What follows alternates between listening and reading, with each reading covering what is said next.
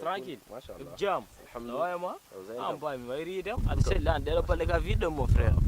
Non, car vide, vide, comme quoi. C'est comment? Non, boy, développe les vides, mais carrément. Mais pas quand Galema me dit, mais pas notre damoga. Tu vois, ça fait l'occasion de dire. Allô, Nibik, ça va? Sinon, Dane, Badal Champer. C'est. Ah, on développe les bails, hein, car vide, carrément. Ah bon?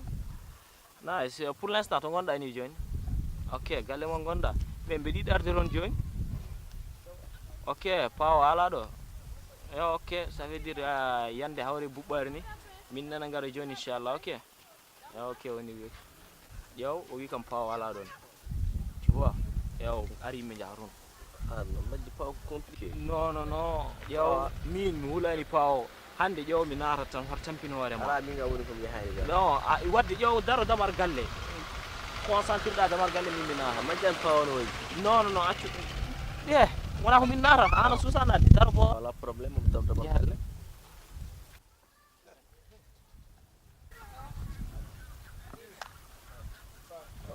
Ok, yo daro mi yottor samina. Mo dum do dari. Jajeuf. Jericho. Awana kaldem. Bab. Bismillah jo. Argay. Bismillah. Bab. Mashallah. Ko indu galle jewo koko. Jor jigi ndiyam balle ngam ya. Jor adama. Jor. Bismillah. Mashallah. Bebe. Adam ndemo yar. Bismillah. Wallahi mba. Ma dendem jonjira. Dale gara. Ko indu galle jewo koko mi yirlim hamma yi wallahi. Allah ni seri. Wallahi. Saligam. Mashallah. Tamper. Wolu alhamdulillah. Adam yar. Deju mo yar. Waalaikum salam. Mo yar. Bismillah. Yar. Yar.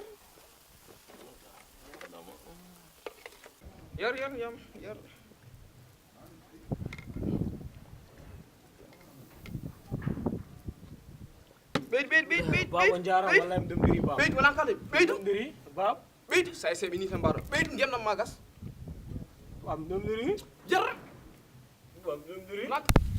Jar ndem na. Am dum diri. Dum diri. Jom na ma ci. Aha. Dum diri. Jar mbim dem na magas. Say bini tan baro. From the third party, what you mondi aravi ne jamadum. Post you fi jungo yavi nene baba fongo tani dum. Bine porso dumo yida ine mbona jangde mu. Nene tinu ituni sibo wana gilimu. Baba juno mijoma holto bonu ngurda mu.